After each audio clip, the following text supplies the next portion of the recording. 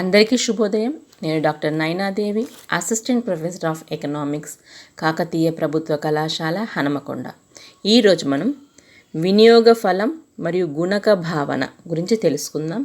ఇది BA ప్రథమ సంవత్సరం చదివే విద్యార్థులకు సంబంధించిన పాఠ్యాంశం.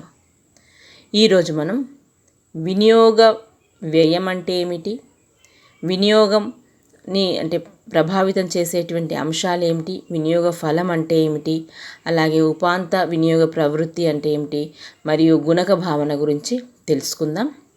ముందుగా వినియోగం అంటే ఏమిటో తెలుసుకుందాం. మానవుడు తన కోరికలను తీర్చుకోవడం కోసం అనేక వస్తు సేవలను ఉపయోగిస్తుంటాడు.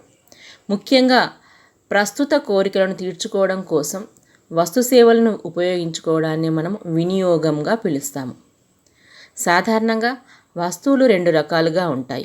అవి వినియోగ వస్తువులు, రెండవది మూలధన వస్తువులు.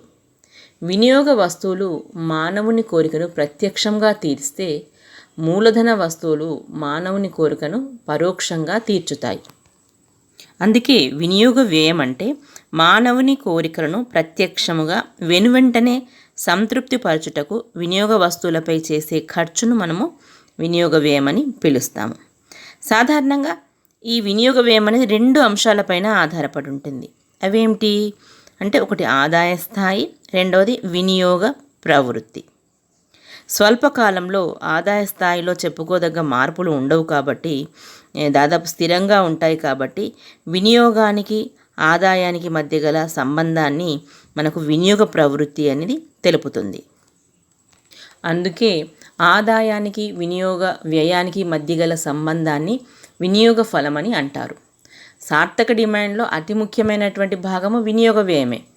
కీన్స్ ప్రకారం వినియోగాన్ని ఎక్కువగా ప్రభావితం చేసే అంశాలలో ఆదాయం అనేది ఎక్కువ ప్రాధాన్యత కలిగినటువంటిది.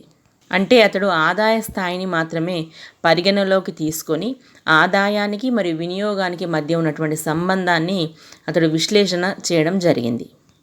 వినియోగ ఫలాన్ని కనుక మనం ఒక సమీకరణ రూపంలో కనుక చూపించినట్లయితే C = ఫంక్షన్ ఆఫ్ వైగా తెలుపుతారు. అంటే ఇక్కడ C అంటే వినియోగ వ్యయము, Y అంటే ఆదాయము అంటే వ్యయార్హ ఆదాయము, మరియు F అంటే ప్రమేయ సంబంధాన్ని తెలుపేది.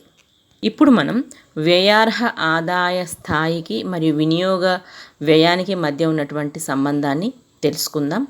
విద్యార్థులారా, వ్యయార్హ ఆదాయ స్థాయి అంటే పన్నులు పోగా మనిషికి ఖర్చు చేయడానికి మిగిలినటువంటి ఆదాయము. దాన్ని మనం వ్యయార్హ ఆదాయంగా పిలుస్తాము. ప్రస్తుత వ్యయార్హ ఆదాయ స్థాయి పెరిగితే వినియోగ వ్యయం కూడా పెరుగుతుంది. కానీ వినియోగ వ్యయంలో పెరుగుదల రేటు అనేది ఈ వ్యయార్హ ఆదాయంలోని పెరుగుదల రేటు కంటే తక్కువగా ఉంటుంది.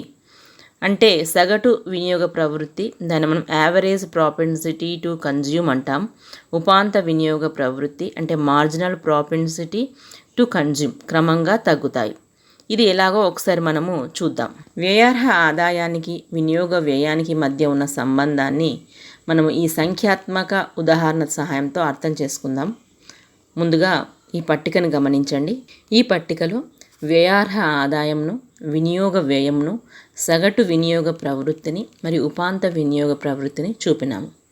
సగటు వినియోగ ప్రవృత్తి అంటే వినియోగ వ్యయాన్ని ఆదాయంతో అంటే వ్యయార్హ ఆదాయంతో కనుక మనం భాగించినట్లయితే వచ్చేదాన్ని మనం సగటు వినియోగ ప్రవృత్తి అంటాము. ఇకపోతే ఉపాంత వినియోగ ప్రవృత్తి అంటే అదనపు వినియోగాన్ని అదనపు ఆదాయంతో భాగిస్తే మనకు ఉపాంత వినియోగ ప్రవృత్తి వస్తుంది. దీన్ని కనుక మనం సాంకేతిక రూపంలో చూపినట్లయితే ΔC/ΔY అని తెలుపుతారు. డెల్టా అంటే మార్పు అని అర్థం. కీన్స్ వ్యయార్హ ఆదాయానికి వినియోగ వ్యయానికి మధ్య ఉన్నటువంటి సంబంధాన్ని ప్రాథమిక మానసిక సూత్రం అంటే ఫండమెంటల్ సైకలాజికల్ లా అని పిలిచారు. మనం ఈ పట్టికను ఒకసారి గమనిద్దాం. దీనిలో వ్యయార్హ ఆదాయం 0 ఉన్నప్పుడు అంటే ఆదాయం ఏమీ లేనప్పుడు వినియోగ వ్యయం అనేది 30 కోట్లుగా ఉంది. అంటే ఇక్కడ మనకు ఒకటి గమనించవచ్చు, ఆదాయమే లేనప్పుడు వినియోగ వ్యయం ఎలా ఉంటుంది అంటే, ఆదాయం లేనప్పుడు వినియోగం వ్యయం అనేది ఉంటుంది. అంటే పూర్వపు మిగిలినటువంటి పొదుపు ద్వారా లేకపోతే దాచుకున్నటువంటి పొదుపు ద్వారా వినియోగ వ్యయాన్ని చేయడం జరుగుతుంది. కాబట్టి ఆదాయం సున్నా ఉన్నప్పటికీ కూడా మనకు వినియోగ వ్యయం అనేది ఉన్నట్లుగా మనం చెప్పవచ్చును. ఇప్పుడు మనం సగటు వినియోగ ప్రవృత్తిని చూద్దాం. సగటు వినియోగ ప్రవృత్తి ఏం తెలుపుతుంది? మొత్తం వినియోగ వ్యయంను వ్యయార్హ ఆదాయంతో భాగించాలి. ఇప్పుడు మనకున్నటువంటి వినియోగ వ్యయం ఎంత? 30 కోట్లు బై వ్యయార్హ ఆదాయం ఎంత? 0. 30 కోట్లు బై 0. దీన్ని మనము ఈ విధంగా కనుక ఏదైనా ఒక దాని కింద అంటే మనము హారంగా 0 కనుక పెట్టినట్లయితే దాన్ని మనము అనంతంగా తెలపడం జరుగుతుంది.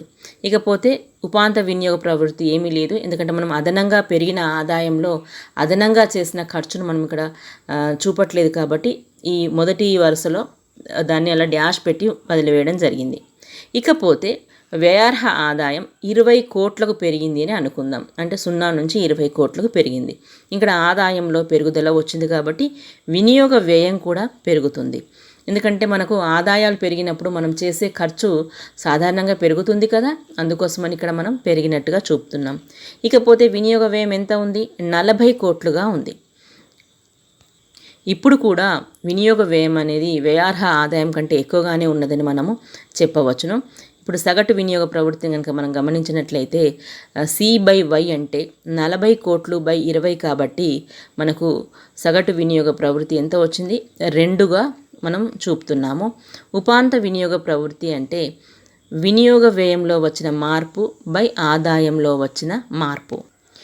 వినియోగ వ్యయంలో ఎంత మార్పు వచ్చింది? అంతకుముందు 30 కోట్లు ఉండేది, ఇప్పుడు 40 కోట్లుగా పెరిగింది అన్నప్పుడు మనకు 10 కోట్లు ఎక్కువగా వినియోగ వ్యయం పెరిగినట్లుగా మనం చెప్తున్నాము. కాబట్టి డెల్టా C = 10 కోట్లు. ఇకపోతే వ్యయార్హ ఆదాయంలో ఎంత మార్పు వచ్చింది అంటే అంతకుముందు 0 ఉన్నది, ఇప్పుడు 20 కోట్లు వ్యయార్హ ఆదాయం ఉంది. కాబట్టి దానిలో వచ్చినటువంటి మార్పును మనం 20 కోట్లుగా చూపుతున్నాము. Delta C by delta Y అంటే మనకు ఇక్కడ 10/20 కోట్లు కాబట్టి 1/2 అవుతుంది. 1/2ను మనము 0.5గా మనం రాసుకుంటాము. కాబట్టి ఇక్కడ ఉపాంత వినియోగ ప్రవృత్తి ఏమైంది? 0.5గా అయిపోయింది. తర్వాత నెక్స్ట్ మళ్ళీ వ్యయార్హ ఆదాయం పెరిగింది 20 కోట్ల నుంచి. ఇప్పుడు మీరు 3వ వరుసను గమనించండి. 20 కోట్ల నుంచి 50 కోట్లకు ఆదాయం అనేది వ్యయార్హ ఆదాయం అనేది పెరిగింది. అయితే వినియోగ వ్యయం కూడా 40 కోట్ల నుంచి 50 కోట్లకు పెరిగింది. ఇక్కడ మీరు గమనించాల్సిన అంశం ఏమిటంటే వ్యయార్హ ఆదాయము మరియు వినియోగ వ్యయము ఇవి 2 సమానం అయిపోయినాయి.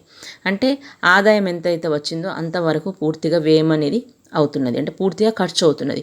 అందువల్లనే సగటు వినియోగ ప్రవృత్తి అనేది C/Y అంటే మనం 50/50 కాబట్టి అది 1కి సమానంగా ఉన్నదని మనం చెప్పవచ్చును.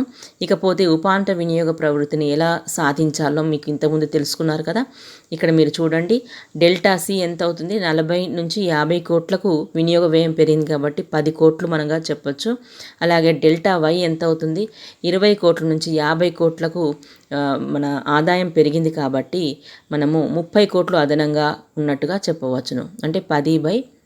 మీరు దాన్ని కనుక మీరు సాధించినట్లయితే 0.33గా వస్తుంది. ఈ విధంగా మనము సగటు వినియోగ ప్రవృత్తిని, ఉపాంత వినియోగ ప్రవృత్తిని మనం చేసుకుంటూ పోతున్నాం.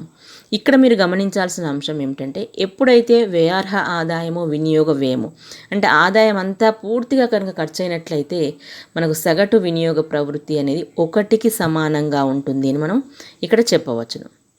ఈ పట్టికలో మీరు బాగా గమనించాల్సిన అంశం ఏమిటంటే ఉపాంత వినియోగ ప్రవృత్తి. ఉపాంత వినియోగ ప్రవృత్తిని కనుక మీరు గమనించినట్లయితే అది మొదటి నుంచి క్రమక్రమంగా తగ్గుతూ వస్తున్నది. మొదట 0.5 ఉంది, తర్వాత 0.3 ఉంది, తర్వాత 0.25కు తగ్గింది, తర్వాత 0.2కు తగ్గింది, తర్వాత 0.1 ఇలా అది క్రమక్రమంగా తగ్గుతూ వస్తున్నట్లుగా మనకు కనిపిస్తున్నది. ఇకపోతే వ్యయార్హ ఆదాయానికి వినియోగ వ్యయానికి మధ్య గల సంబంధాన్ని కనుక మీరు పరిశీలించినట్లయితే ఆదాయం పెరుగుతున్న రీతిలో వినియోగ వ్యయం పెరగట్లేదు అనేది మనకు తెలుస్తున్నది. దీన్నే ఈ విషయమే మనకు ఉపాంత వినియోగ ప్రవృత్తిలో ప్రతిబింబిస్తున్నది. అంటే అదనంగా పెరిగిన ఆదాయానికి అదనంగా పెరిగినటువంటి ఖర్చు ఏ విధంగా ఉంది అంటే ఇది క్రమక్రమంగా తగ్గుతున్నది అన్న విషయం మనకు తెలుస్తున్నది. అందువలన మనము ఈ వ్యయార్హ ఆదాయ స్థాయికి మరియు వినియోగ వ్యయానికి మధ్య ఉన్న సంబంధాన్ని మనం రేఖాపటం ద్వారా కనుక చూపినట్లయితే మనము ఎక్స్ అక్షము పైన వ్యయార్హ ఆదాయాన్ని, వై అక్షము పైన వినియోగ వ్యయాన్ని చూపినాము. ఇక్కడ సిఎఫ్ అనేది వినియోగ ఫలాన్ని అంటే కన్జంప్షన్ ఫంక్షన్ను సూచిస్తుంది. మీరు ఒకసారి ఈ పటాన్ని కనుక జాగ్రత్తగా గమనించినట్లయితే ఈ సిఎఫ్ అంటే వినియోగ ఫలాన్ని తెలిపేటువంటి రేఖ మనకు వై అక్షంను దానికి తగులుతూ అంటే దాని నుంచి మనకు స్టార్ట్ అవుతుంది. అంటే దాని అర్థం ఏమిటంటే ఆదాయం 0 ఉన్నప్పటికీ కూడా మనకు వినియోగ వ్యయం అనేది 30 కోట్లుగా ఉన్నది అని మనం ఇక్కడ చూపుతున్నాము. ఇప్పుడు మనం ఈ వినియోగ ఫలానికి సంబంధించిన కొన్ని ముఖ్యమైనటువంటి భావనలను మరొకసారి తెలుసుకునే ప్రయత్నం చేద్దాం. అది సగటు వినియోగ ప్రవృత్తి, ఉపాంత వినియోగ ప్రవృత్తి, సగటు పొదుపు ప్రవృత్తి మరియు ఉపాంత పొదుపు ప్రవృత్తి. వీటిని ఒక్కొక్కటి విడివిడిగా నేర్చుకుందాం. సగటు వినియోగ ప్రవృత్తి గురించి మీరు ఇంతకుముందు తెలుసుకోవడం జరిగింది. దాన్ని మనం C/Yగా తెలిపాము. అంటే మొత్తము ప్రస్తుత వినియోగంపై మొత్తం ప్రస్తుత వ్యయార్హ ఆదాయం చేత కనుక మనం భాగించినట్లయితే మనకు ఈ సగటు వినియోగ ప్రవృత్తి అని వస్తుంది. ఈ సగటు వినియోగ ప్రవృత్తి విలువ అనంతం నుంచి, మీరు అక్కడ గమనించండి, మనం ఆల్ఫా అని పెట్టుకున్నాము, అనంతం నుంచి తగ్గుతుంది. అంటే వ్యయార్హ ఆదాయం పెరుగుతూ ఉంటే ఆదాయంలో నుంచి వినియోగానికి అంటే ఖర్చుకు కేటాయించే అనుపాతం క్రమక్రమంగా తగ్గుతుందని మనకు తెలియజేస్తుంది. మరి ఆదాయంలో నుండి వినియోగం తగ్గుతుంది అని అంటే మరి ఆ మిగిలిన ఆదాయం ఎక్కడికి పోతుంది అంటే మనం ఏమని చెప్పగలుగుతాం? అది పొదుపుగా జమ అవుతుంది అని మనం ఇక్కడ చెప్పాల్సి ఉంటుంది. అంటే సగటు వినియోగ ప్రవృత్తిగా మనకు ఈ విషయాన్ని తెలియజేస్తుంది. సగటు వినియోగ ప్రవృత్తి అనేది పొదుపుకు మరియు వ్యయార్హ ఆదాయానికి గల నిష్పత్తి అంటే S/Yగా మనము చెప్పవచ్చును. ఎప్పుడైతే సగటు వినియోగ ప్రవృత్తి 1కి సమానం అవుతుందో, అంటే మనం ఏం చెప్పుకున్నాము, 1కి సమానం అవుతే వ్యయార్హ ఆదాయము మరియు వినియోగ వ్యయము రెండూ సమానమైనప్పుడు, అంటే ఆదాయం ఎంత ఉందో ఖర్చు అంత ఉన్నట్లయితే పొదుపు ఏమవుతుంది? శూన్యం అవుతుంది. అంటే పొదుపు అనేది 0కు సమానం అవుతుంది అని మనం చెప్పవచ్చును. అలాగే వ్యయార్హ ఆదాయము అంటే మనము ఆదాయం ఏమీ లేనప్పుడు అంటే 0గా ఉన్నప్పుడు వినియోగ వ్యయం 30 కోట్లు ఉందని చెప్పాము కదా, అప్పుడు పొదుపు ఏమవుతుంది? అప్పుడు పొదుపు అనేది రుణాత్మకం అవుతుంది. అంటే ఉన్న పొదుపునంతా మనం వాడేసుకుంటాం కాబట్టి అది రుణాత్మకం అవుతుంది. ఎప్పుడైతే సగటు వినియోగ ప్రవృత్తి విలువ 1 నుండి తగ్గడం మొదలవుతుందో, అంటే 1 అంటే ఏంది? ఆదాయం అంతా ఖర్చుకే పెట్టేస్తున్నాం కాబట్టి దాని తర్వాత ఎప్పుడైతే ఆ 1 నుండి తగ్గడం మొదలవుతుందో అప్పటి నుంచి పొదుపు అనేది ధనాత్మకం అవుతుందని మనం చెప్పవచ్చును. ఇక్కడ మనము సగటు వినియోగ ప్రవృత్తి 0.25 అంటే మొత్తం ఆదాయం నుంచి మనం 25% వినియోగం ఖర్చు చేస్తున్నాము, అంటే మిగిలిన 75% మనము పొదుపు చేస్తున్నాము అని మనం చెప్పవచ్చును. ఇది సగటు పొదుపు ప్రవృత్తిగా మనం చెప్పవచ్చును. అంటే ఇంకా సులభంగా అర్థం కావాలంటే ప్రతి 100 రూపాయల నుంచి మనకు ఆదాయం కనుక ఉన్నట్లయితే 25 రూపాయలే ఖర్చు పెడుతున్నాము, మిగతా 75 రూపాయలు దాచిపెడుతున్నాము. కాబట్టి ఇక్కడ మనము ఈ దాచిపెడుతున్నటువంటి 75 రూపాయలు అనేది మనము సగటు పొదుపు ప్రవృత్తిగా చెప్తే, ఖర్చు చేస్తున్నటువంటి 25 రూపాయలను మనము సగటు వినియోగ ప్రవృత్తిగా చెప్పవచ్చును. కాబట్టి సగటు వినియోగ ప్రవృత్తి మరియు సగటు పొదుపు ప్రవృత్తి ఈ రెండింటిని కలిపేస్తే ఏమవుతుంది అంటే 25 + 75 కలిపితే ఏమవుతుంది? మళ్ళీ 100 అవుతుంది. అంటే మళ్ళీ 1కి సమానం అవుతుంది. అందుకే ఏపీసీ అంటే average propensity to consume plus average propensity to savings అంటే ఏపీసీ ప్లస్ ఏపీఎస్ కనుక మనం కలిపేసినట్లయితే అది 1కి సమానం అవుతుందిగా మనం చెప్పవచ్చును. మళ్ళీ ఏపీసీ అని అంటే సగటు వినియోగ ప్రవృత్తిని తెలుసుకోవాలంటే 1లో నుంచి మనకి సగటు పొదుపు ప్రవృత్తిని తీసేస్తే మనకు ఈ సగటు వినియోగ ప్రవృత్తి అనేది తెలుస్తుంది చెప్పవచ్చును. ఇప్పుడు మనం ఉపాంత వినియోగ ప్రవృత్తి అంటే ఇంతకుముందు తెలుసుకున్నాం కదా, ఆ ఉపాంత వినియోగ ప్రవృత్తి గురించి తెలుసుకుందాం. అది ఎలా చెప్పుకున్నాం మనము? ΔC/ΔY. ΔC అంటే మన వినియోగ వ్యయంలో వచ్చేటువంటి మార్పు బై ΔY అంటే మనకు వ్యయార్హ ఆదాయంలో వచ్చేటువంటి మార్పు. ఇక్కడ మనము చెప్పుకోవాల్సిన అంశం ఏమిటంటే వ్యయార్హ ఆదాయం పెరుగుతూ ఉంటే ఉపాంత వినియోగ ప్రవృత్తి విలువ అనేది క్రమంగా పడిపోతుంది. అంటే అదనముగా పెరిగిన ఆదాయం నుండి అదనంగా చేసేటువంటి ఖర్చు అనేది మనకు క్రమక్రమంగా తగ్గుతున్నది అని మనకు తెలుస్తున్నది. మనం ఇంతకుముందు చెప్పినట్టుగానే ఉపాంత వినియోగ ప్రవృత్తి ప్లస్ ఉపాంత పొదుపు ప్రవృత్తి. అంటే ఉపాంత పొదుపు ప్రవృత్తి అంటే ఏంటి? మనకు పెరిగిన ఆదాయం నుంచి ఎంత శాతం మనం పొదుపు చేయడం జరుగుతున్నది అన్న విషయాన్ని తెలిపేది. ఇవి రెండింటినీ కలిపితే మనం మళ్ళీ అది ఒకటికి సమానం అవుతుంది.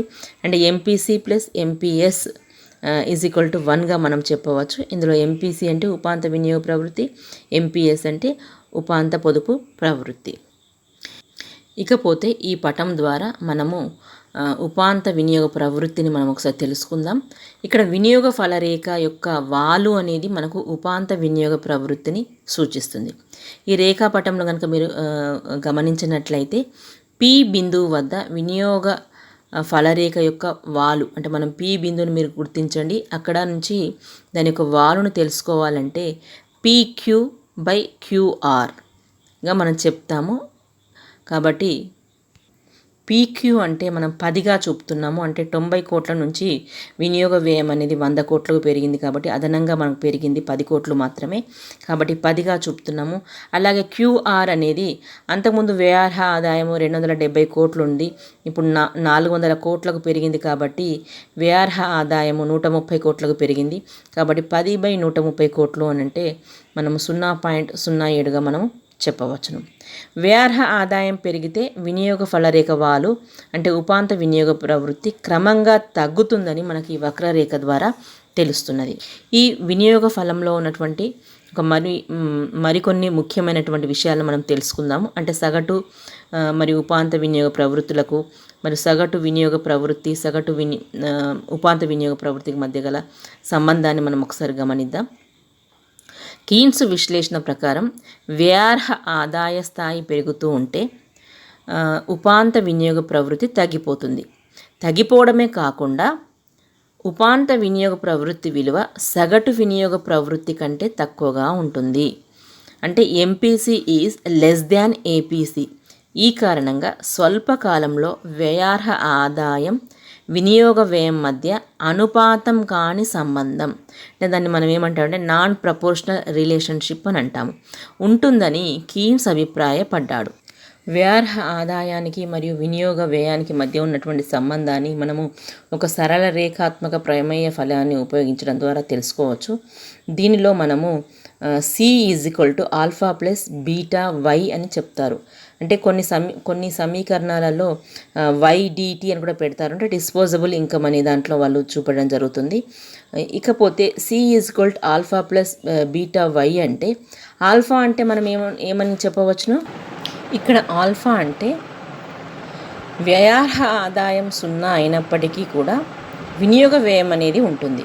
అంటే వారికి ఉన్నటువంటి పొదుపు నుంచి కానీ లేదా పాత ఉన్న నిల్వల నుంచి కానీ వారు వినియోగం అనేది చేస్తారు. కాబట్టి ఇక్కడ మనం తెలుసుకోవాల్సిన అంశం ఏమిటంటే ఆల్ఫా అనేది దేని తెలియజేస్తుంది? వ్యయార్హ ఆదాయం 0 అయినప్పటికీ కూడా ఉండేటువంటి వినియోగ వ్యయం. ఇక్కడ మనం బీటా చూపిస్తున్నాం కదా, బీటా అంటే అది ఉపాంత వినియోగ ప్రవృత్తిని తెలుపుతుంది. తర్వాత YDT అనేది ఉన్నటువంటి వ్యయార్హ ఆదాయాన్ని, అంటే ప్రస్తుతం ఉన్నటువంటి వ్యయార్హ ఆదాయాన్ని చూపుతుంది. అయితే మనం ఇప్పుడు ఒక ఉదాహరణ ద్వారా, అంటే మన పుస్తకంలో ఇచ్చినటువంటి ఉదాహరణ ద్వారా మనము దీన్ని తెలుసుకునే ప్రయత్నం చేద్దాము. ఇక్కడ ఆల్ఫా అనేది 48 కోట్లుగా, బీటా అనేది అంటే ఉపాంత వినియోగ ప్రవృత్తిని 0.16గా చూపడం జరిగింది మరియు వ్యయార్హ ఆదాయాన్ని 200 కోట్లుగా చూపడం జరిగింది. అంటే ఇక్కడ మనకు ఉపాంత వినియోగ ప్రవృత్తి 0.16 అంటే ఏంటి అన్నట్టు అర్థము?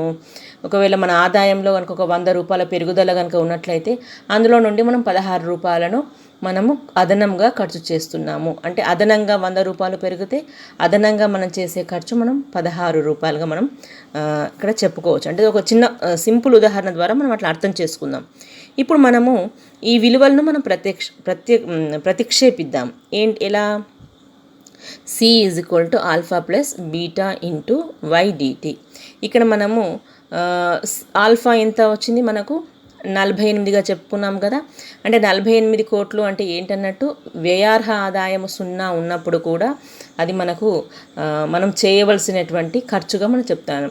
దాన్ని మనం అటానమస్ స్పెండింగ్ అని మనము ఆంగ్లంలో చెప్తాము. ఇక్కడ 48 + 0.16 అదేమిటి ఉపాంత వినియోగ ప్రవృత్తి ఇంటూ మనకున్నటువంటి వ్యయార్హ ఆదాయం ఆదాయం ఎంత 200 కోట్లు. అంటే ఇక్కడ మనకు ఈ బీటా అనేది మనకు ఈ ఉపాంత వినియోగ ప్రవృత్తి దేన్ని తెలియచేస్తుందంటే అదనముగా పెరిగిన ఆదాయం నుండి మనము ఎంత ఖర్చు పెడుతున్నామంటే అదనంగా ఎంత ఖర్చు పెడుతున్నాము అన్న అంశాన్ని తెలుపుతుంది. ఇప్పుడు ఈ విలువలన్నింటి కనుక మనం సాధించినట్లయితే 48 + 32 మనకు వస్తుంది =80.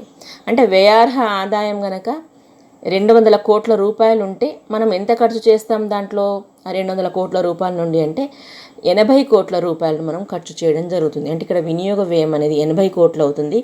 మనకు 120 కోట్లు అనేది ఏమో పొదుపుగా మారుతుంది. ఇంకా సులువైనటువంటి ఉదాహరణల ద్వారా కూడా మనం ఈ విషయాన్ని తెలుసుకోవచ్చు. ఇప్పుడు మనం వినియోగ ఫలాన్ని ప్రభావితం చేసేటువంటి అంశాలు ఏంటో తెలుసుకుందాం. సాధారణంగా వినియోగ ఫలాన్ని 2 రకాలైనటువంటి అంశాల ద్వారా అంటే ప్రభావితం చేసే అంశాలను 2 రకాలుగా మనం విభజించవచ్చు. ఒకటేమో ఆత్మాశ్రయ అంశాలు, దాన్ని మనం సబ్జెక్టివ్ ఫ్యాక్టర్స్ అంటాము. రెండవది పరాశ్రయ అంశాలు అంటే ఆబ్జెక్టివ్ ఫ్యాక్టర్స్ అని పిలుస్తాము.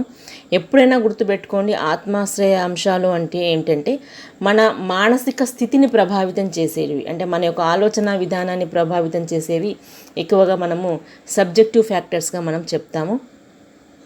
ముఖ్యంగా ఇక్కడ మనం ఆత్మాశ్రయ అంశాలను తెలుసుకుందాము. వినియోగదారుని మానసిక పరమైన ప్రవృత్తిని ప్రభావితం చేసే అంశాలనే మనము ఆత్మాశ్రయ అంశాలుగా చెబుతాము.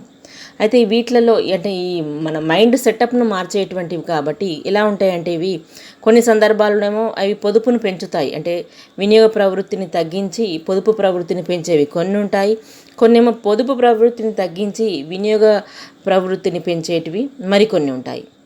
అవేంటో ఒక్కొక్కటి వారిగా మనం చూద్దాం. పెద్ద మొత్తంలో ఆస్తిని ఆర్జించి సాంఘిక ప్రతిష్టను పొందాలనుకోవడం, ఇలాంటప్పుడు ఏమవుతుంది మనకి ఇక్కడ పొదుపు అనేది పెరుగుతుంది. అంటే మనం ఎక్కువగా ఆస్తిని సంపాదించాలి, మన వారసులకు బాగా ఇవ్వాలి, లేదా ఒక సంఘంలో ఒక మంచి పేరు తెచ్చుకోవాలి, మనకు ఒక గుర్తింపు ఉండాలి అలా అనుకున్నప్పుడు వారు ఖర్చులను తగ్గించుకొని ఎక్కువగా పొదుపు చేసి ధనాన్ని ఎక్కువగా పోగు చేసుకోవడం అనేది జరుగుతుంది. తర్వాత రెండవది ఏంటంటే పెద్ద మొత్తంలో ఆస్తిని తన వారసులకు అందించాలని అనుకోవడం. సాధారణంగా మన భారతీయుల్లో ఈ ప్రవృత్తి ఎక్కువగా కనిపిస్తుంది. మేము ఎలా కష్టపడ్డా కలో గంజో తాగైనా బతుకుతాం, కానీ మా పిల్లలకు ఉన్నతమైనటువంటి చదువులు ఇస్తాము, లేకపోతే ఉన్నతమైనటువంటి వారికి ఆస్తులను కూడబెడతాము, వారి జీవితం వారు సాఫీగా గడిచే విధంగా మేము బాగా కష్టపడతాము అన్నటువంటి భావన మన దేశంలో ఉన్నటువంటి తల్లిదండ్రులలో మనకు కనిపిస్తూ ఉంటుంది. కాబట్టి ఈ విధంగా ఉండడం వలన వారు చాలా పొదుపుగా, అంటే నిజం చెప్పాలంటే ఒక పిసనారితనంలో బ్రతికేసి ఉన్న ఆస్తిని అంతా కూడా వారసులకు అందించడం కోసం ప్రయత్నం చేస్తారు. కాబట్టి దీనివల్ల ఏమవుతుంది, ఇక్కడ మనకు వినియోగ వ్యయం అనేది తగ్గుతుంది, పొదుపు అనేది పెరుగుతుంది. అంటే ఇప్పుడు మనం చెప్పే అంశాలన్నీ కూడా పొదుపును పెంచుతాయి అని మనం చెప్పవచ్చును. తర్వాత అంశం పెద్ద మొత్తంలో ఆస్తిని కూడబెట్టి భవిష్యత్తులో ఊహించకుండా ఎదురయ్యే సమస్యలను సమర్థవంతంగా ఎదుర్కోవాలని అనుకోవడం. అంటే ఈ కష్టాలు అనేవి ఎప్పుడూ ఉంటాయి కాబట్టి మరి భవిష్యత్తులో కనుక ఏమైనా అనుకోని కష్టాలు కానీ ఇబ్బందులు కానీ ఎదురైతే ఇంకొకరి దగ్గర చేయి చాచి అడిగిన దానికన్నా మనం దాన్ని ఎదుర్కొనే విధంగా మనం ఇప్పుడే బాగా కూడబెట్టుకోవాలి, బాగా ఆస్తి సంపాదించుకోవాలి అనేది ప్రజలు అనుకుంటారు. దీనివల్ల పొదుపు అనేది పెరుగుతుంది, వినియోగ వ్యయం అనేది తగ్గుతుంది. తర్వాత ప్రస్తుత వినియోగాన్ని తగ్గించి భవిష్యత్తులో వినియోగాన్ని పెంచుకోవాలనుకోవడం, ఇది కూడా మనకు అదే అర్థంలో వస్తుంది. అంటే ఇప్పుడు ఖర్చులు తగ్గించుకొని తర్వాత ఒక మంచి ఇల్లు, పెద్ద ఎత్తున ఇల్లు కట్టుకుందాం, లేకపోతే మంచి మంచి వస్తువులు కొనుక్కుందాం అని ఇట్లా పొదుపు అనేది ఈ విధంగా మనకు మొదలవుతుంది అని మనం ఇక్కడ చెప్పుకుంటున్నాం. తర్వాత దీంట్లో చివరి అంశం ఏమిటంటే, అంటే మనం ఇప్పుడు పొదుపును పెంచే వాటిలలో వృద్ధాప్యంలో భద్రతను చేకూర్చాలనుకోవడం, ఇవన్నీ కూడా వినియోగాన్ని తగ్గించి మనకు పొదుపును పెంచుతాయి. అంటే ముసలితనంలో కూడా ఏదైనా ఒక పెన్షన్ విధానం, అంటే ఆర్థిక భద్రతను కలిగించే విధంగా అలాంటి వాటిలలో పెట్టుబడి పెట్టాలని చూస్తారు ప్రజలు. దానివల్ల ప్రస్తుత వినియోగం అయితే తగ్గిపోతుంది. ఇవన్నీ కూడా పొదుపును పెంచి వినియోగాన్ని తగ్గించే విధంగా మనకు కనిపించే ఆత్మాశ్రయ అంశాలు. ఇక వీటితో పాటు ఇప్పుడు మనకు పొదుపును తగ్గించి వినియోగాన్ని పెంచే కొన్ని అంశాలు ఉన్నాయి. అదేంటంటే జీవితాన్ని సంతోషంగా గడపాలనుకోవడం. ఇది ఇప్పుడు ఉన్నటువంటి యువతలో బాగా కనిపిస్తుంటుంది. అంటే ఎక్కువగా ఎంజాయ్మెంట్, చాలా సంతోషంగా హ్యాపీగా మనం లైఫ్ ఉన్నంతలో మొత్తం అనుభవించాలి అనేటువంటి ఒక యాటిట్యూడ్ కలిగి ఉండడం వలన వారు పొదుపు కన్నా ఎక్కువగా ఖర్చుకు ఎక్కువ ప్రాధాన్యత ఇస్తారు. అంటే వినియోగ వ్యయం ఎక్కువగా చేస్తారు. తర్వాత రెండవది జీవన ప్రమాణ స్థాయిని పెంచుకోవడం. అంటే జీవన ప్రమాణ స్థాయి అంటే మెరుగైనటువంటి జీవన విధానాన్ని అలవర్చుకోవడం కోసమని అవసరమైనటువంటి వస్తువులను కొనుక్కోవడం, ఇదంతా కూడా మనకు జీవన ప్రమాణ స్థాయిని పెంచుకోవడం కిందికి వస్తుంది. అంటే ఇక్కడ దీనివల్ల వినియోగ వ్యయం అనేది పెరుగుతుంది. విలాసవంతమైన జీవనానికి అలవాటు పడడం, అంటే చాలా చాలా ఖర్చు చేస్తూ చాలా జీవితాన్ని ఎంజాయ్ చేయడానికి అలవాటు పడడం అని ఇక్కడ మనం చెప్పుకోవచ్చు. ఇక్కడ ఒక చిన్న సామెతను మీకు గుర్తు చేయాలి. మన తెలంగాణలో ఈ పదాన్ని ఎక్కువగా ఉపయోగిస్తారు. ముఖ్యంగా ఇది ఉర్దూకు సంబంధించిన సామెత. అదేంటంటే ఖాయా పియా కమాలుద్దీన్ దక్కా మొక్కి జమాలుద్దీన్ అంటారు. అంటే ఖాయా పియా అంటే బాగా తిని చాలా సంతోషంగా తిని తాగి ఎంజాయ్ చేసేవాడు కమాలుద్దీన్ అయితే, ధక్కా మొక్కి అంటే చాలా కష్టపడేవాడు జమాలుద్దీన్. అంటే ఒకరు కష్టపడితే ఇంకొకరు ఎంజాయ్ చేయడం అనేది దీని కిందకి వస్తుంది. ఇక్కడ ఈ విలాసవంతమైన జీవనానికి అలవాటు పడడం అంటే నాకు అది గుర్తుకొచ్చింది. ఓకే, దాని తర్వాత దాన ధర్మాలు చేయడం మొదలగు అంశాలు. అంటే దాన ధర్మాలు చేయడం అంటే కొంతమందికి ఎక్కువ ఆధ్యాత్మిక చింతన ఉంటుంది. వారు సంపాదించినటువంటి ఆదాయం నుంచి ఎక్కువ భాగం ఏం చేస్తారంటే పేదలకు కానీ లేకపోతే ధార్మిక కార్యకలాపాలకు ఖర్చు చేస్తుంటారు. దీనివల్ల ఏమవుతుందంటే వినియోగం పెరుగుతుంది, పొదుపు అనేది తగ్గుతుంది. అయితే ఇక్కడ మనం గమనించాల్సిన అంశం ఏంటంటే స్వల్పకాలంలో ఈ ఆత్మాశ్రయ అంశాలు అనేవి మార్పుకు గురి కావు. అంటే మనుషులు ఎలా ఆలోచిస్తారో అలాగే ఉంటుంది. స్వల్పకాలంలో మనం వీటిని మార్చడానికి అవకాశం ఉండదు. కాబట్టి అందువల్ల ఈ అంశాలు స్వల్పకాలంలో వినియోగ వ్యయాన్ని ప్రభావితం చేయవు అని మనం ఇక్కడ చెప్పుకుంటున్నాము. ఇకపోతే మనం పరాశ్రయ అంశాల గురించి తెలుసుకుందాం. అంటే వీటిని మనం ఏమంటాము, ఆబ్జెక్టివ్ ఫ్యాక్టర్స్ అంటాం. అంటే ఈ అంశాలు ఏమవుతాయంటే ఎక్కువ మార్పులకు గురి అవుతుంటాయి. పరాశ్రయ అంశాల్లో వచ్చే మార్పుల కారణంగా కొన్ని సమయాల్లో వినియోగ ఫలం అనేది పైకి, మరికొన్ని సమయాల్లో కిందికి కదులుతుంది. ఇది మనం చూద్దాం ఒక్కొక్కటి వారు ఏంటో అనేది. మొదటిది వేతన రేటు. వేతన రేటు పెరిగితే వినియోగ ప్రవృత్తి పెరుగుతుంది, వేతన రేటు తగ్గితే వినియోగ ప్రవృత్తి తగ్గుతుంది. అది మనకు తెలిసిన విషయం. అంటే ఆదాయాలు పెరిగితే వినియోగం పెరుగుతుంది, ఆదాయాలు తగ్గితే మనకు వినియోగం అనేది తగ్గిపోతుంది. ఇక రెండవది వడ్డీ రేటు. వడ్డీ రేటులో వచ్చే మార్పులు కూడా వినియోగ వ్యయంలో మార్పులకు గురిచేస్తాయి. అంటే వడ్డీ రేటు కనుక బాగా ఉన్నదనుకోండి, ప్రజలంతా ఏమన్నా ఆలోచిస్తారు, అనవసరంగా డబ్బు ఖర్చు పెట్టుకున్న దానికన్నా మనం వడ్డీలకు ఇచ్చుకున్నట్లయితే మనకు మళ్ళీ ఆదాయం వస్తుంది కదా అని ఆశతోటి వాళ్ళు ఏం చేస్తారంటే ఎక్కువగా పొదుపు చేయాలనుకుంటారు.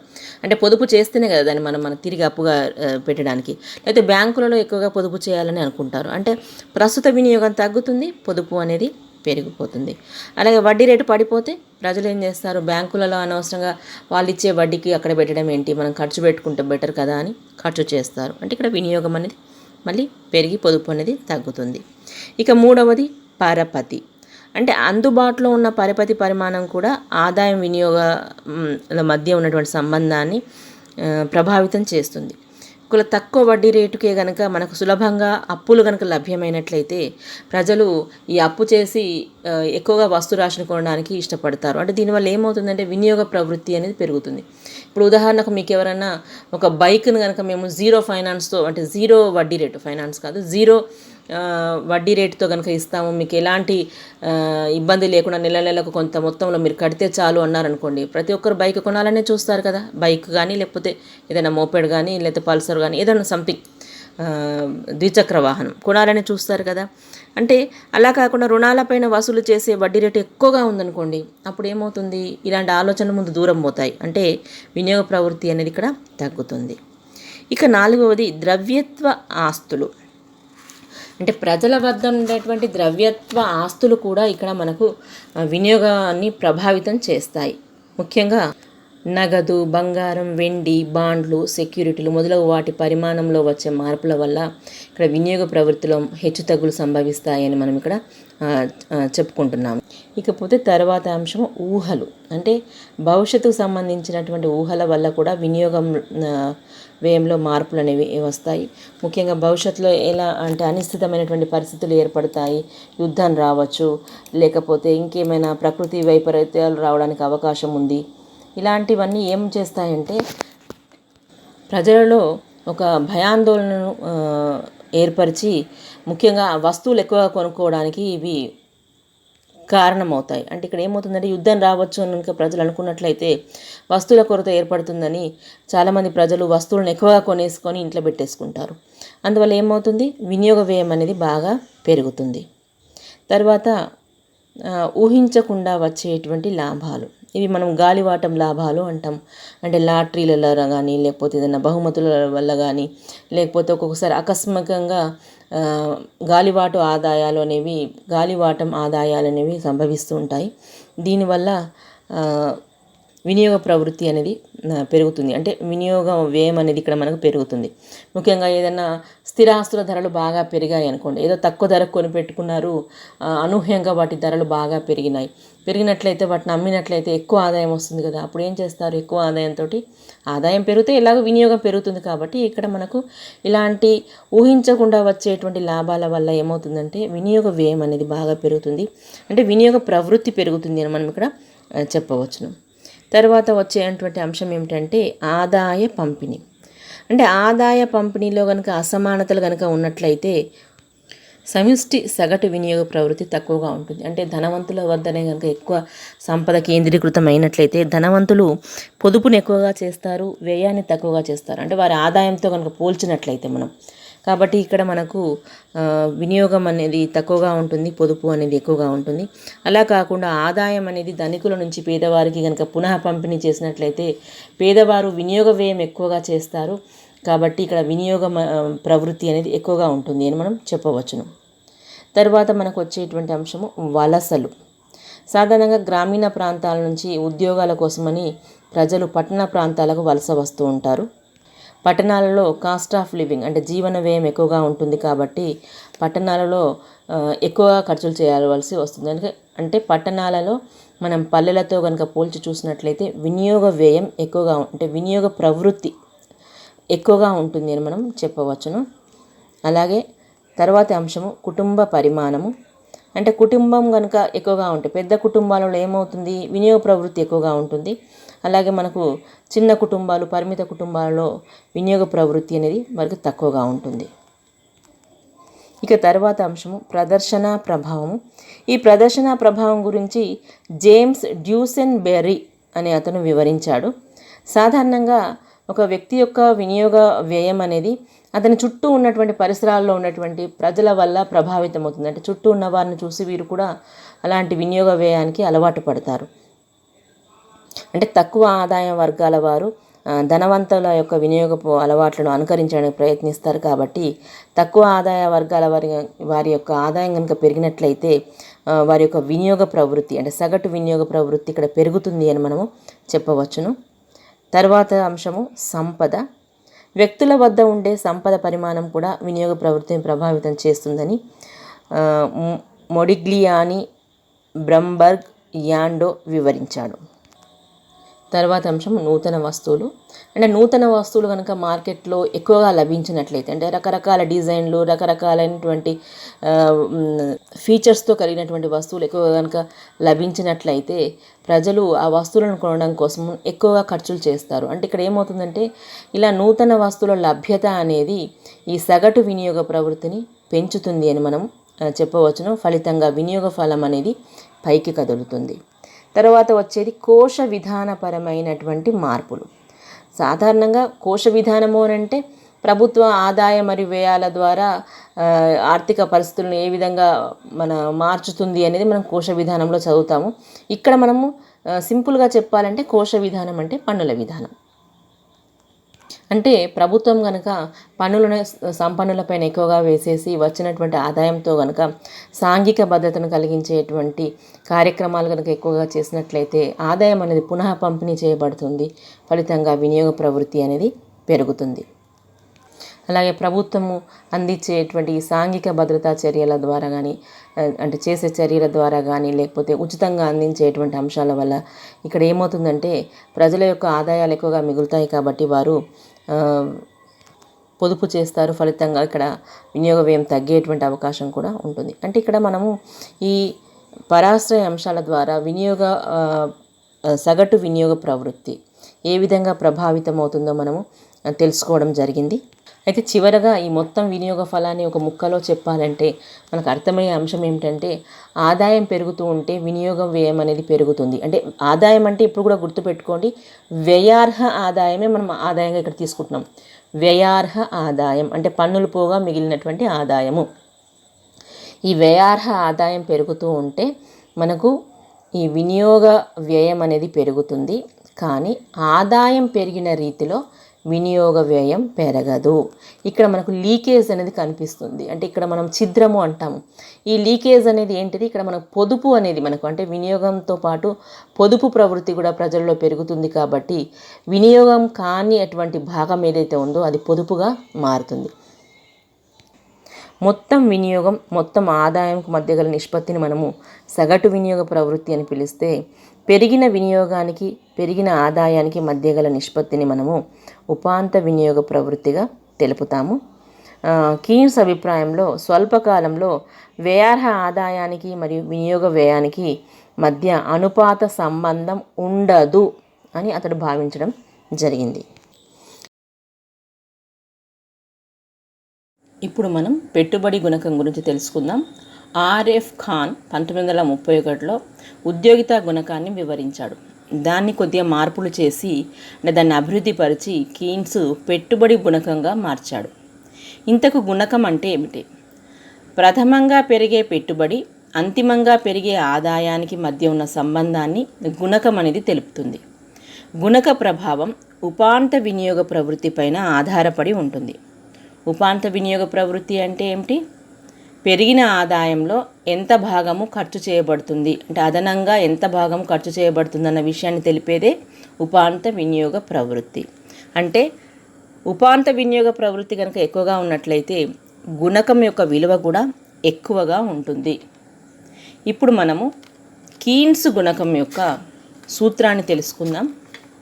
కీన్స్ గుణకాన్ని కేగా సూచించాడు. ఇక్కడ K = 1/1 - MPC. కొన్ని పుస్తకాలలో 1/1 - C అని ఉంటుంది, 1/1 - M అని ఉంటుంది. ఇక్కడ అది Cగా ఉన్నా Mగా ఉన్నా మీరు అర్థం చేసుకోవాల్సింది ఏంటంటే అది ఉపాంత వినియోగ ప్రవృత్తి అంటే MPC.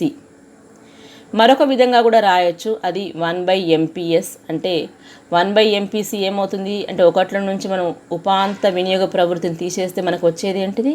ఉపాంత పొదుపు ప్రవృత్తి. కాబట్టి మనం ఈ విధంగా కూడా రాసుకోవచ్చు. ఇక్కడ K అంటే పెట్టుబడి గుణకం, MPC అంటే ఉపాంత వినియోగ ప్రవృత్తి మరియు MPS అంటే ఉపాంత పొదుపు ప్రవృత్తి. మనం ఇంతకుముందే చెప్పుకున్నాం కదా, ఉపాంత వినియోగ ప్రవృత్తికి గుణకంకు దగ్గరి సంబంధం ఉంటుంది. అంటే ఉపాంత వినియోగ ప్రవృత్తి కనుక ఎక్కువగా ఉన్నట్లయితే మనకు గుణకం విలువ ఎక్కువగా ఉంటుంది. దీనిని మనము ఒక ఉదాహరణ ద్వారా తెలుసుకుందాం. ఉదాహరణకు MPC కనుక అంటే ఉపాంత వినియోగ ప్రవృత్తి కనుక 1/2 అనుకుంటే, అంటే పెరిగిన ఆదాయంలో సగభాగం అతడు ఖర్చు చేస్తున్నాడని అనుకుంటే, అంటే మనం MPC అంటే మనము ఎలా చెప్తాము? ΔC/ΔY కదా. అంటే వినియోగంలో అదనంగా పెరిగిన వినియోగ వ్యయం బై మరియు ఆదాయంలో అంటే అదనంగా పెరిగిన ఆదాయంలో వచ్చిన మార్పు కాబట్టి ఇక్కడ MPC అంటే మనం 1/2 అంటే పెరిగిన ఆదాయంలో ఇతను సగభాగం ఖర్చు చేస్తున్నాడు అనుకుంటే, మనం ఈ విలువను కనుక మన పైన తెలిపిన సూత్రంలో కనుక మనం ప్రతిక్షేపించినట్లయితే, అంటే 1/1 - MPC కనుక మనం చేసినట్లయితే 1/1 - 1/2 ఏమొస్తుంది? విలువ 1/1/2 వస్తుంది. దాన్ని మనం మళ్ళీ ఎలా రాయొచ్చు అంటే 1 × 2/1 అంటే ఇక్కడ 2 అవుతుంది, 2 అవుతుంది. అంటే MPC కనుక 1/2 అనుకుంటే మనకు గుణకం విలువ 2గా అవుతుంది. ఇప్పుడు మనము మరొక ఉదాహరణ చూద్దాం. ఇక్కడ MPC విలువను 3/4గా తీసుకున్నాం, అంటే మొదటి దానికన్నా ఎక్కువ. అంటే ఇక్కడ మనకు ఉపాంత వినియోగ ప్రవృత్తిని మనం ఎక్కువగా ఉన్నటువంటి ఉపాంత వినియోగ ప్రవృత్తిని తీసుకున్నాం. అలాంటి సందర్భంలో మనకు గుణకం విలువ ఎలా ఉంటుందో చూద్దాం. ఇప్పుడు ఈ విలువను కనుక మనము ప్రతిక్షేపించినట్లయితే 1/1 - MPCలో మనం విలువను పెడితే ఏమవుతుంది? 1/1 - 3/4 అంటే ఏమవుతుంది? 1/1/4 అవుతుంది. అది దాని యొక్క పూర్తి విలువ మనకు ఇక్కడ 4గా వచ్చింది. మనం ఇంతకుముందే చెప్పుకున్నాం ఏంటంటే ఉపాంత వినియోగ ప్రవృత్తి ఎక్కువగా ఉంటే గుణకం విలువ ఎక్కువగా ఉంటుంది అని. ఇది ఇక్కడ నిరూపితమైంది. అంటే మనకు ఉపాంత వినియోగ ప్రవృత్తి 1/2 కన్నా 3/4 అంటే 3/4 ఎక్కువ కాబట్టి మనకి ఇక్కడ గుణకం విలువ 2 నుంచి 4 పెరిగినట్లుగా మనకు కనిపిస్తుంది. మరి మరొక సూత్రం ద్వారా అంటే 1/MPS ద్వారా కూడా దీన్ని సాధించవచ్చును. కాబట్టి పై ఉదాహరణలో మనకు MPC అంటే ఉపాంత వినియోగ ప్రవృత్తి 3/4 కాబట్టి MPS ఏమవుతుంది 1/MPC అంటే 1/4 అవుతుంది. కాబట్టి ఇక్కడ మనకు గుణకం విలువ 4గా తెలుస్తున్నది. అంటే మనం ఏ సూత్రంను ఉపయోగించినా కూడా మనకు ఫలితం అనేది ఒకటే వస్తున్నది. తర్వాత ఉపాంత వినియోగ ప్రవృత్తి విలువ 0 అయితే, ఇక్కడ గమనించండి స్లైడ్లో వినియోగం అనే పదం పడలేదు, అది టైపో అంటే టైపింగ్ మిస్టేక్. అది ఉపాంత ప్రవృత్తి కాదు, ఉపాంత వినియోగ ప్రవృత్తి విలువ కనుక 0 అయితే మనకు గుణకం విలువ ఎలా ఉంటుందో గమనిద్దాం. మనం ఇచ్చినటువంటి సూత్రంలో ఈ 0ను మీరు ప్రతిక్షేపించండి. 1/1 - MPC అంటే 1/1 - 0 0 అవుతుంది. అప్పుడు గుణకం విలువ ఏమవుతుంది 1 అవుతుంది. అంటే దీని అర్థం ఏంటంటే ఇక్కడ మొత్తం ఆదాయాన్ని పొదుపు చేస్తారు, అంటే వినియోగం అనేది 0. ఉపాంత వినియోగ ప్రవృత్తి 0 విలువ 0 అంటే దాని అర్థం ఏంటంటే పెరిగిన ఆదాయంలో ఎలాంటి ఖర్చు చేయడం లేదు, పెరిగిన ఆదాయాన్ని అంతా కూడా పూర్తిగా పొదుపు చేయడం జరుగుతుంది. అప్పుడు గుణకం విలువ ఏమవుతుంది 1 అవుతుంది. ఇది మనం ఇక్కడ కనిష్ట పరిమితిగా చెప్పుకోవచ్చు. తర్వాత ఉపాంత వినియోగ ప్రవృత్తి విలువ, ఇక్కడ కూడా వినియోగం అనే పదం పడలేదు, గమనించండి. ఉపాంత వినియోగ ప్రవృత్తి విలువ 1 అయితే ఎలా ఉంటుంది? అప్పుడు మనం ఈ 1ని కనుక మనం సూత్రంలో ప్రతిక్షేపించినట్లయితే 1/1 - 1 = ఏమవుతుంది 1/0 అవుతుంది. ఎప్పుడు కూడా గుర్తుపెట్టుకోండి, మనం భిన్న రూపంలో రాసేటప్పుడు హారంగా కనుక మనం 0 తీసుకున్నట్లయితే ఆ విలువను మనం నిర్వచించలేము, అంటే తెలపలేము, దాన్ని అనంతంగా చెప్తారు. కాబట్టి ఇక్కడ మనకు అనంతంగా మనం చెప్పుకోవడం జరుగుతుంది. ఇక్కడ ఉపాంత పొదుపు ప్రవృత్తి 0 అంటే ఏంటి? ఉపాంత వినియోగ ప్రవృత్తి 1కి సమానమైంది అంటే పెరిగిన ఆదాయంలో వచ్చిన మొత్తం ఆదాయాన్ని మనం ఖర్చు చేసాము, ఏ మాత్రం కూడా పొదుపు చేయలేదు అనేది మనకి ఇక్కడ తెలుస్తున్నది. ఇది మనం గరిష్ట పరిమితిగా చెప్పవచ్చును. కానీ సాధారణంగా నిజ జీవితంలో ఇలా జరగదు. అంటే పూర్తిగా ఆదాయాన్ని మొత్తం పొదుపు చేయడం, లేకపోతే పూర్తిగా దాన్ని మన ఖర్చు చేయడం అంటూ అనేది మనకు ఉండదు. అందువలన మనకు గుణకం విలువ 0 నుంచి 1 మధ్యలో ఎక్కడో ఒక చోట ఉంటుంది. మనకు గుణకం విలువ తెలియాలంటే ఉపాంత వినియోగ ప్రవృత్తి కానీ ఉపాంత పొదుపు ప్రవృత్తి కానీ తెలియవలసి ఉంటుంది. ఏది తెలిసినా కూడా మనకు గుణకం మనం విలువను కనుక్కోవచ్చును. ఇప్పుడు మనం గుణక ప్రమేయాల గురించి తెలుసుకుందాం. గుణకం అనేది ఈ క్రింది ప్రమేయాలపైన ఆధారపడి ఉన్నది. మొదటిది వినియోగ వస్తువుల లభ్యత. అంటే ఆదాయాలు కనుక పెరుగుతున్నట్లయితే మార్కెట్లో అనేక రకాలైనటువంటి వినియోగ వస్తువులు కనుక ఉంటే అప్పుడు వినియోగ వ్యయం అనేది ఎక్కువగా ఉంటుంది, అంటే ఉపాంత వినియోగ ప్రవృత్తి అనేది ఎక్కువగా ఉంటుంది. అలా కాకుండా వినియోగ వస్తువులు లేవు, తక్కువగా ఉన్నాయి అన్నప్పుడు ప్రజలు వస్తువులపైన ఖర్చు చేయక వారు దాచుకుంటారు. ఎందుకంటే కొనడానికి ఏం వస్తువులు లేనప్పుడు ఎలా వాళ్ళు ఖర్చు చేస్తారు? కాబట్టి వినియోగ వస్తువుల లభ్యత పైన మనకు ఉపాంత వినియోగ ప్రవృత్తి ఆధారపడి ఉంటుంది. మళ్ళీ ఉపాంత వినియోగ ప్రవృత్తి విలువ పైననే కదా మన గుణకం అనేది ఆధారపడేది. ఉపాంత వినియోగ ప్రవృత్తి ఎక్కువగా ఉంటే గుణకం విలువ కూడా ఎక్కువగా ఉంటుంది. తర్వాత రెండవ అంశము పెట్టుబడి. ఇక్కడ పెట్టుబడి అంటే మీరు గమనించండి, స్వయం ప్రేరిత పెట్టుబడి గురించి మనం మాట్లాడుతున్నాము, ప్రేరిత పెట్టుబడి గురించి మాట్లాడడం లేదు. స్వయం ప్రేరిత పెట్టుబడి అనేది ఆదాయ స్థాయి పైన ఆధారపడదు. ప్రేరిత పెట్టుబడి అనేది లాభార్జన పైన ఆధారపడి ఉంటుంది. అంటే లాభాలు ఎక్కువగా వస్తేనే మనకు ప్రైవేట్ వ్యక్తులు పెట్టుబడి పెట్టడానికి ముందుకు వస్తారు. ముఖ్యంగా మాంద్య కాలంలో కనుక మనం చూసినట్లయితే ఈ ప్రేరిత పెట్టుబడి చాలా తక్కువగా ఉంటుంది. ఎందుకంటే ఆర్థిక వ్యవస్థలో నిరాశాపూరితమైనటువంటి వాతావరణం ఉంటుంది. కాబట్టి అలాంటప్పుడు ప్రభుత్వమే స్వయం ప్రేరిత పెట్టుబడిని పెట్టవలసి ఉంటుంది. గుణక విలువను పూర్తి స్థాయిగా పెంచాలంటే పెట్టుబడులను సరైన విరామంతో పెంపొందించాలని మనకు కీన్స్ తెలియజేయడం జరిగింది. తర్వాత అంశం నికర పెట్టుబడుల పెరుగుదల. ఆర్థిక వ్యవస్థలో నికర పెట్టుబడిలో పెరుగుదల ఉంటేనే గుణకం తన ప్రభావాన్ని గరిష్టంగా చూపించగలుగుతుంది. అంటే ఒక రంగంలో పెట్టుబడులు పెరిగి ఇంకొక రంగంలో అదే స్థాయిలో కనుక మనం పెట్టుబడులు పడిపోయినట్లయితే నికర పెట్టుబడి ఏముంటుంది? ఏమీ ఉండదు కదా. ఒక దాంట్లో పెరిగింది, ఒక దాంట్లో తగ్గింది అంటే ఎలాంటి మార్పు ఉండదు. అలాంటప్పుడు గుణక ప్రభావాన్ని మనము తెలుసుకోవడం అనేది కష్టమవుతుంది. కాబట్టి ఎప్పుడూ నికర పెట్టుబడిలో పెరుగుదల ఉండాలనేది గుణకం యొక్క ముఖ్యమైనటువంటి ప్రమేయంగా మనం ఇక్కడ చెప్పవచ్చును. తర్వాత అంశం, ఉపాంత వినియోగ ప్రవృత్తిలో మార్పు ఉండకూడదు. ఇక్కడ కూడా వినియోగ అక్కడ తప్పుబడింది. ఉపాంత వినియోగ ప్రవృత్తి అంటే ఏమని చెప్పుకుంటున్నాం? ప్రతిసారి చెప్తున్నాం కదా, పెరిగిన ఆదాయంలో ఎంత మేరకు ఖర్చు చేస్తున్నారు అనేది ఉపాంత వినియోగ ప్రవృత్తి తెలుపుతుంది. కాబట్టి పెరిగిన ఆదాయంలో ఒకసారి ఖర్చు చేయడము, లేకపోతే ఎక్కువగా దాచుకోవడము, అట్లా కనుక మార్పులు చేర్పులు కనుక ఉన్నట్లయితే మనం ఇక్కడ ఈ గుణకాన్ని మనము కరెక్ట్గా గణించలేము. కాబట్టి గుణకం విలువలో కూడా మార్పులు జరిగి ఆదాయం ఏ మేరకు పెరుగుతుందో చెప్పడం అనేది ఇక్కడ మనకు కష్టసాధ్యం అవుతుంది. ఇక ఐదవ ప్రమేయము నియత ఆర్థిక వ్యవస్థ.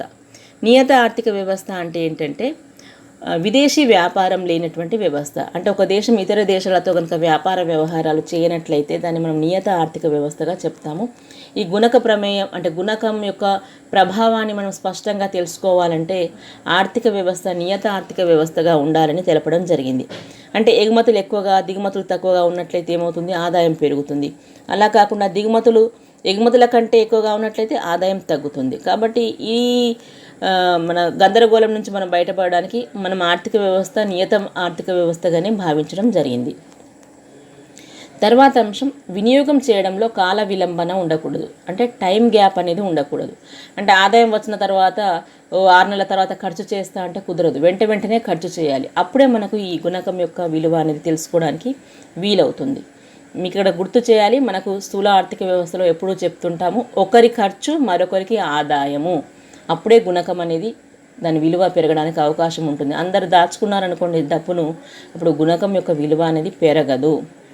తర్వాత 7వ ప్రమేయం ఏంటంటే సంపూర్ణ ఉద్యోగిత ఉండదు అని వారు తెలపడం జరిగింది. ఎందుకంటే ఒకసారి సంపూర్ణ ఉద్యోగిత స్థాయిలో కనుక మనం చేరుకున్నట్లయితే మనకు ఉత్పత్తిని మరియు ఉద్యోగితను పెంచడానికి అవకాశం ఉండదు. కాబట్టి ఆదాయంలో కూడా పెరుగుదల ఉండదు.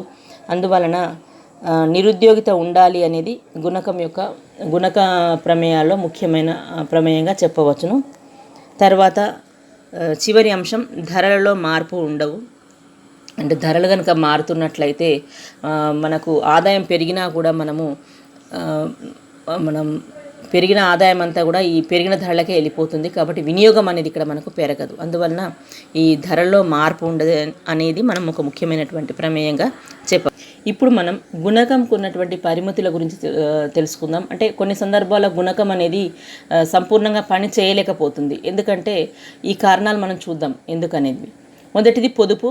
అంటే ప్రజలు కనుక పొదుపు ప్రవృత్తిని ఎక్కువగా కలిగి ఉండి ఎక్కువగా కనుక పొదుపు చేస్తున్నట్లయితే ఆదాయం పెరిగినా కూడా మొత్తం పెరిగిన ఆదాయం అంతా పొదుపుకే వెళ్ళిపోతే ఇక్కడ వినియోగం పెరగదు. కాబట్టి గుణకం విలువ తక్కువగా ఉంటుంది. ఇక 2వ అంశం, రుణ చెల్లింపులు. అంటే పెరిగిన ఆదాయాన్ని వారు ఖర్చు చేయక పాత అప్పులు తీర్చుకోవడం కోసం కనుక ఖర్చు చేస్తున్నట్లయితే వినియోగం పెరగదు కదా. వినియోగం పెరగనట్లయితే ఇక్కడ మనకేమవుతుంది? గుణకం యొక్క విలువ అనేది తక్కువగా ఉంటుంది. ఇక 3వ అంశం, నగదు నిల్వల పెరుగుదల. అంటే కొన్నిసార్లు పెరిగిన ఆదాయాన్ని ఏం చేస్తారంటే ఖర్చు చేయకుండా బ్యాంకులలో నిల్వ చేసుకుంటారు. అంటే ఇది మరొక రకంగా చెప్పాలంటే పొదుపు చేసుకోవడం. పొదుపు ఎక్కువగా ఉన్నట్లయితే గుణకం విలువ ఎప్పుడు కూడా తక్కువగానే ఉంటుంది. తర్వాత నెక్స్ట్, స్టాకులు సెక్యూరిటీల కొనుగోలు. పెరిగిన ఆదాయంలో కొంత భాగాన్ని పాత స్టాకులు సెక్యూరిటీలను కొనుగోలు చేయడానికి కనుక ఉపయోగించినట్లయితే ఉపాంత వినియోగ ప్రవృత్తి తగ్గి గుణకం విలువ తర్వాత అంశం, దిగుమతులు. ఆదాయాన్ని దిగుమతులు కొనడానికి కనుక ఉపయోగించినట్లయితే గుణక ప్రభావం మన దేశంలో కాకుండా, అంటే దిగుమతులు పొందిన దేశంలో కాకుండా ఆ దేశానికి ఎగుమతులు ఎవరైతే చేస్తారో ఆ దేశంలో దాని విలువ అనేది ఎక్కువగా పెరుగుతుంది. ఎందుకంటే వారికి అక్కడ ఆదాయాలు పెరుగుతాయి కాబట్టి. తర్వాత ద్రవ్యోల్బణం. మనం ఇంతకుముందే చెప్పుకున్నాం, ధరలు కనుక పెరుగుతున్నట్లయితే పెరిగిన ధరలకే మొత్తం ఆదాయం అంతా సరిపోతుంది. కాబట్టి అదనంగా వినియోగం చేయడానికి అవకాశం ఉండదు. కాబట్టి ఉపాంత వినియోగ ప్రవృత్తి తక్కువగా ఉంటుంది. ఫలితంగా గుణకం విలువ కూడా తగ్గుతుంది. తర్వాత పన్నులు పంపిణీ చేయని లాభాలు. అంటే పన్నులు కనుక పెరిగినట్లయితే ఆదాయంలో కొంత భాగం పన్నుల రూపంలో వెళ్ళిపోతుంది. దానివల్ల ఉపాంత వినియోగ ప్రవృత్తి అనేది తగ్గుతుంది. అంటే ఎక్కువగా పన్నులు విధిస్తే మనకు ఉపాంత వినియోగ ప్రవృత్తి తగ్గుతుంది. ఉపాంత వినియోగ ప్రవృత్తి తగ్గిందంటే మనకు గుణకం విలువ కూడా తగ్గిపోతుంది. అలాగే సంస్థలలో పంపిణీ చేయని లాభాలు అనేవి ఉంటాయి. దీనివల్ల వాటాదారుల వినియోగం తగ్గుతుంది కాబట్టి గుణకం విలువ అనేది ఇక్కడ తగ్గుతుంది. ఇప్పుడు మనం గుణకం యొక్క ప్రాముఖ్యతను తెలుసుకుందాం. అంటే ఎందుకు ఈ గుణకానికి ఇంత మనము ఇంపార్టెన్స్ ఇవ్వాల్సి వస్తుంది అదేంటో మనం చూద్దాం.